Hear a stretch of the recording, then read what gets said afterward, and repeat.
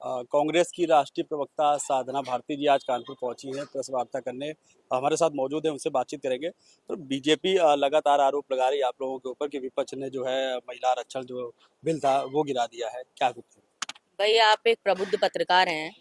कितना हास्यास्पद और निंदनीय है कि जो महिला आरक्षण विधेयक कानून बन चुका है 2023 में 20 सितंबर और 21 सितंबर 2023 को हमारे दोनों सदनों में सर्वसम्मति से पारित हो गया।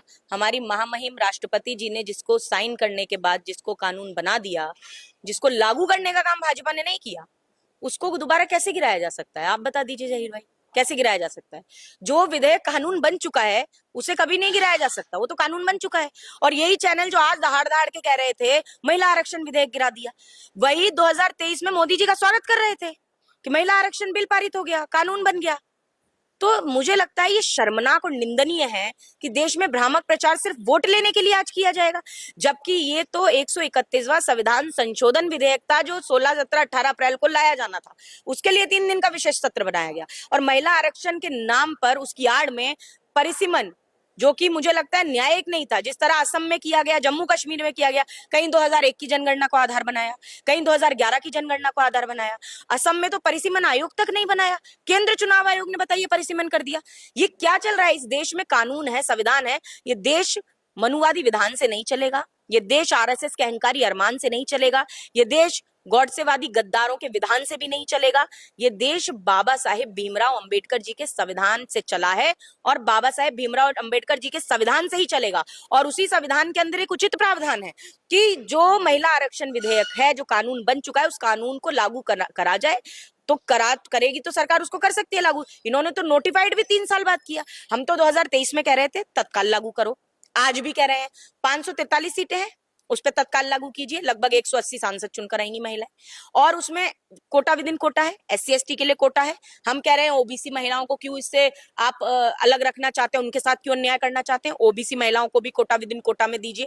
महिला आधी आबादी है तो उसकी आधी आबादी ओबीसी महिलाएं भी है, उनके साथ अन्याय नहीं होना चाहिए। राहुल गांधी जी ने जातिगत जनगणना के झंडे को बुलंदियों तक फहराया और मजबूरी में मोदी सरकार को उस जातिगत जनगणना को करने के लिए हामी भरनी पड़ी, जबकि ये वही मोदी सरकार जो एफिडेविट दे चुकी थी कोर्ट में कि हम जातिगत जनगणना नहीं करा सकते। यही मोदी जी जातिगत जनगणना को जातिवाद बता रहे थे, लेकिन बाद में इस सरकार को झुकना पड़ा। ऐसे ही अब भी झुकना पड़ेगा।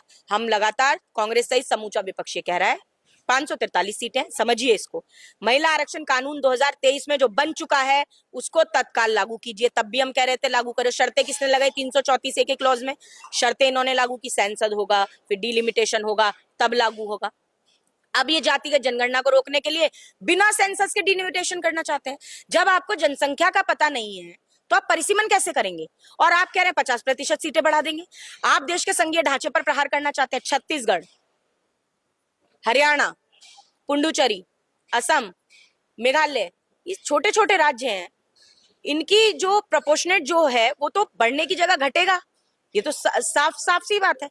हम कह रहे हैं कि पहले आप जनगणना तो कराइए, उसके बाद परिसीमन की बात कीजिएगा। लेकिन आप उसकी आड़, महिला आरक्षण की आड़ लेकर आप गलत कानून पारित करने का, संघीय ढांचे पर प्रहार करने का काम करेंगे तो इस देश में कांग्रेस पार्टी वो नहीं होने देगी, विपक्ष को वो नहीं होने देगा। और कांग्रेस सहित समूचे विपक्ष ने जो विधेयक गिराया है उस विधेयक का नाम समझ लीजिए, 131वां संविधान संशोधन विधेयक की जो आड़ में परिसीमन गलत तरीके से करना था उसको हमने गिराया है। तो हम तो कह रहे हैं कि हमने उसको धराशायी किया है, डंके की चोट पर कह रहे हैं। लेकिन महिला आरक्षण कानून लागू कर दीजिए, इसकी भी मांग कर रहे हैं। अभी कीजिए, तत्काल कीजिए, लेकिन हम उसमें ओबीसी आरक्षण की भी मांग लगातार कर रहे हैं। अच्छा, आज लखनऊ में जो है इसी बात को लेकर के एक रैली भी निकाली गई जिसमें तमाम जो महिलाएं थी वो शामिल हुई। इसमें आप लोगों के ऊपर आरोप इसी बात को लेकर के लगाया गया, तो इससे आप कैसे निपटेंगे आगे चल के? क्योंकि अगर यूपी की बात की जाए, तमाम लोग ऐसे भी हैं जो नहीं पढ़े। मैं तो उन महिलाओं पे बड़ी मुझे दया आती है जो महिलाएं साथ में चल रही हैं। ये वही योगी आदित्यनाथ जी है ना जिन्होंने 2010 में महिला आरक्षण बिल का खुलकर विरोध किया था। आज अपनी बात से पलटते नजर आ रहे हैं। क्यों? सिर्फ वोट के लिए? आगामी चुनाव है उत्तर प्रदेश में, इसके लिए। अभी तक तो महिलाओं को आरक्षण देना उन्हें गलत लग रहा था। वो तो कह रहे थे कि आरक्षण देने से पेट नहीं भरता, यही बयान था उनका, अखबारों में छपा, आप देख लीजिए, कहीं पे भी मिल जाएगा। योगी आदित्यनाथ जी तो पहले संजय निषाद जी से ठगबंधन तोड़े अगर महिलाओं का सम्मान करते हैं। संजय निषाद जी ने क्या कहा था? उन्होंने कहा था भगवान राम जी दशरथ जी के पुत्र नहीं है, माता कौशल्या के सतीत्व पर संदेह जताया, क्यों अभी तक ठगबंधन करके बैठे हो? नरेश अग्रवाल जी के बेटे को क्यों मंत्री बना रखा है? नरेश अग्रवाल जी ने माता सीता की तुलना शराब से की थी, उनको राज्यसभा क्यों पहुंचाया था? दयाशंकर सिंह जी को क्यों आपने मंत्री बना के रखा है, जिन्होंने एक कद्दावर नेत्री जो इस उत्तर प्रदेश की मुख्यमंत्री रही, उनकी तुलना वैश्या से करने तक का कुकृत्य करके दिखा दिया। उनकी पत्नी को भी चुनाव लड़ाया और अब उन्हें फिर मंत्री बनाने का काम किया है आपने। और ये वही भाजपा है जो कुलदीप सेंगर, बलात्कारी राम दुलार, प्रज्वल रेवन्ना, ब्रजभूषण शरण सिंह यौन शोषण के आरोपी, इनका संरक्षण करती रही है। ये भाजपा आज हमें महिला सम्मान सिखाएगी। पहले भाजपा अपनी एक महिला राष्ट्रीय अध्यक्ष तो बना लो भाई, कोई महिला राष्ट्रीय अध्यक्ष तो बना के दिखा लो। 2023 में अधिनियम को कानून बना दिया, अधिनियम बन गया, कानून बन गया। तो भाजपा ने 33% टिकट भी दिए क्या? कांग्रेस पार्टी ने तो आदरणीय प्रियंका गांधी ने लड़की हूं लड़ सकती हूं का नारा दिया, हमने 40% टिकट दिए। वो बात अलग है कि परिणाम क्या हुआ, लेकिन हमने वो इनिशिएटिव लिया, उसको हमने करने का काम किया। भाजपा ने 33% टिकट ही दे देती अपने चुनाव में। 2023 के बाद 2024 तो हुआ था, लेकिन नहीं देना चाहते। तो ये महिलाओं का अपमान। और मोदी जी 50 करोड़ की गर्लफ्रेंड एक ब्याहता को कहना, मोदी जी के द्वारा एक महिला सांसद की हंसी की तुलना सुपर्ण का ताड़का से संसद में कर देना, एक शहीद की पत्नी को कांग्रेस की विधवा कहकर अपमानित करना, दीदी ओ दीदी करके गुंडे की तरह चिल्लाना टकराना, ये एक प्रधानमंत्री जी को शोभा देता है? तो ये प्रधानमंत्री जी क्या है, ये उनका जो बीजेपी की बड़ी अम्मा है ना आरएसएस, उनके संस्कारों को समय समय पर आईना दिखाते हैं ये लोग, और यही आईना है, देख लीजिए। उसके बाद ये आएंगे और महिलाओं की बात करेंगे, बलात्कारियों का संरक्षण करेंगे, महिलाओं की बात करेंगे, लेकिन एक भी राष्ट्रीय अध्यक्ष महिला नहीं बना पाएंगे। हमने तो पंचायतों में, नगर निगम निकायों में 50% तक का आरक्षण दिया। आज 15 लाख निर्वाचित सदस्य हैं, तो किस लिए हैं? हम 89 में लेकर आए थे राजीव गांधी जी, तब भी यही लोग खिलाफत कर रहे थे। महिला आरक्षण की योगी आदित्यनाथ जी खिलाफत कर रहे थे, आज पद यात्रा निकाल रहे हैं। वाह रे वाह, देखिए आप सत्ता का खेल कैसा होता है, कि सत्ता की भूख इतनी है कि अपने ही कहे से पलट जाएंगे और उसके बाद भ्रामक प्रचार भी करके दिखाएंगे। तो योगी आदित्यनाथ जी को ये शोभा नहीं देता इतना भ्रामक प्रचार करना, ये बंद करें। और पदयात्रा अगर निकालनी है ना, तो पदयात्रा निकालें। बुलंदशहर के छतारी में एक रेप हुआ था, चुनाव चल रहे थे, उत्तर प्रदेश के विधानसभा चुनावों के बीच की घटना थी, और वहां एक लोधी बच्ची का बलात्कार हुआ, एक ओबीसी बच्ची का, उसको हाथरस रेप कांड जैसे हुआ, उसी तरह आधी रात में पुलिस वालों के द्वारा शव जलाकर फेंक दिया गया। परिवार बिलखता रहा, रोता रहा, चिल्लाता रहा। योगी आदित्यनाथ जी गए, प्रचार करने गए, लेकिन उस बच्ची के घर पर मृतक हो गई, लेकिन नहीं गए। प्रियंका गांधी जी तक हमने खबर पहुंचाई, तो प्रियंका गांधी जी गई उस बच्ची के घर। इसे कहते हैं संवेदनशीलता। इनमें संवेदनहीनता है, ये सिर्फ वोट के लिए कुछ भी करेंगे, ये राम के नहीं, ये किसी काम के नहीं।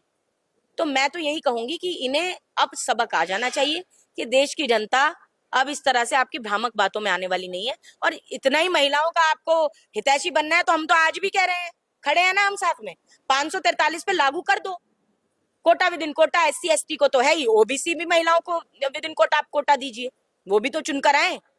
देश की आधी आबादी का जो आधा हिस्सा है वो भी क्यों वंचित रहे, उनके अधिकारों पे क्यों अतिक्रमण करना चाहते हो? जातिगत जनगणना से क्यों भागना चाहते हो? क्यों भागना चाहते हैं जातिगत जनगणना से? ये ऐसे ही परिसीमन कर देंगे। मतलब इन्होंने जो कानून लेकर, जो ये चाहते थे कानून बने, जो बिल लेकर आए थे, उसमें तो जनगणना की अनिवार्यता ही समाप्त हो जाती है अगर पारित हो जाता तो। क्या रह जाता है, आप बताइए संविधान में? ये किस तरीके का संविधान करना चाहते हैं देश का? तो मैं यही कहूंगी कि ये महिलाओं का सम्मान नहीं चाहते, दलितों से, आदिवासियों से, ओबीसी से इनका कोई लेना देना नहीं है। इनका लेना देना सिर्फ एक ही बात से है कि किस तरह वोट बटोरा जाए, उसके लिए बड़े बड़े झूठ बोलेंगे, गारंटी देंगे, इनकी गारंटियों पे किसी को भरोसा नहीं है। बनारस हिंदू यूनिवर्सिटी वाराणसी में आती है, मोदी जी का क्षेत्र, वहां एक छात्रा के साथ रेप हुआ, भाजपा के कार्यकर्ता थे वो, और मध्य प्रदेश में चुनाव प्रचार कर रहे थे, क्या कह के, लाडली बहना का प्रचार। शर्म आनी चाहिए इन्हें। शिवपुरी लगा हुआ है मध्य प्रदेश उत्तर प्रदेश से, वहां एक बच्ची का बलात्कार होता है, विकलांग लोधी बच्ची, क्या हिंदू की बेटी नहीं है, पिछड़े की बेटी है? तो ये बताए ना। मंदिर का महंत बलात्कार करता है, मंदिर के परिसर में करता है, बार बार करता है, वो प्रेग्नेंट हो जाती है बच्ची। जब वो प्रेग्नेंट होती है, हम तक खबर पहुंचती है, मैंने वहां जाकर, भारतीय ओबीसी महासभा की मैं मुख्य संयोजक भी हूँ, उसके नाते भी मैं गई और धरना प्रदर्शन किया। आज वो बिन ब्याही मां बन गई, 2 साल का उसका बच्चा हो गया, लेकिन अभी तक आरोपी गिरफ्तार नहीं हुआ। एसपी साहब कहते हैं जी फ्रॉड आईडीज है उनके पास। तो ये फ्रॉड आईडीज का पता कौन लगाएगा? हम लगाएंगे। आप बैठे हैं प्रशासन में, आप करिए इनका पता कि किस तरह से मल्टीपल आईडीज लेके, फ्रॉड आईडीज लेके कोई मंदिर में बैठ जाता है महंत बनकर। तो मुझे लगता है ये सरकार ढोंगी सरकार, पाखंडी सरकार है। इनका कोई लेना देना मुद्दों से नहीं, जनता से नहीं, महिलाओं से नहीं, पीड़ितों से नहीं। ये सिर्फ चंद सबसे अमीर उद्योगपतियों की सरकार रह गई है। ये सिर्फ सरकारी संस्थान बेचना चाहते हैं, वो भी इनका ध्येय आरक्षण समाप्त करने का है कि ना रहेंगे सरकारी संस्थाएं, ना आरक्षण दे भी दोगे तो उसमें हो क्या जाएगा। ये इनका पूरा खेल है और इस खेल को अब जनता अच्छी तरह भांप गई है। काट की हांडी एक बार चढ़ती है, बार बार नहीं चढ़ती। 2027 में चुनाव है, तो कैसे आप लोग उसको लेकर के ये जो नैरेटिव की बात आप कर रही है कि जो बीजेपी है वो झूठ फैला रही है, तो कैसे से आप लोग लड़ेंगे? देखिए, तरीका क्या है लड़ने का? सड़कों पर उतरना, आंदोलन करना, धरने प्रदर्शन करना। वो कांग्रेस पार्टी आज से थोड़ी ना अब करेगी, ऐसा थोड़ी ना, करती आ रही है। लेकिन मुझे शर्म आती है ये कहते हुए। मैं खुद भी जर्नलिज्म में मास कॉम किया है मैंने, मैं खुद भी पत्रकार हूँ कहने के लिए।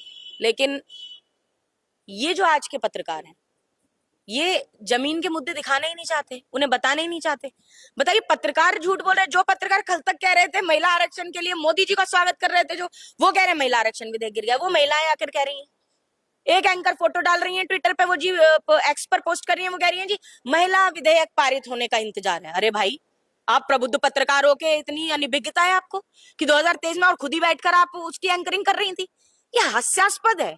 तो मुझे लगता है मीडिया को आज जागरूक होने की जरूरत है, और इसीलिए आज सोशल मीडिया और यूट्यूब का मीडिया या फेसबुक का मीडिया जागरूक है। और उसकी बात जनता ज्यादा मानते हैं, उस पर ये रेड मार देते हैं, उनके चैनल बंद करा देंगे, उनके वीडियोस बैन करा देंगे। तो ये इन सरकार का काम रह गया है। तो ये तरीका वही है, हम वीडियोस के माध्यम से, सोशल मीडिया के माध्यम से भी जा रहे हैं, हम जनता के बीच में उतरते रहे हैं और आगे भी उतरते रहे। ठीक है, बहुत बहुत धन्यवाद। तो ये साधना भारती जी है, जिनका साफ तौर पे कहना है कि जिस तरीके से बीजेपी द्वारा जो है नैरेटिव फैलाया जा रहा है, उसको लेकर के हम लोग जमीनी स्तर पर इसके लिए लड़ाई लड़ेंगे, और जिस तरीके से जो चुनाव जो 2027 का आने वाला है उसमें जो है जनता जरूर उनको जवाब देगी। अपने सहयोगी शेखर के साथ जहीर खान, जबरी न्यूज़ के लिए काम कर रहे हैं।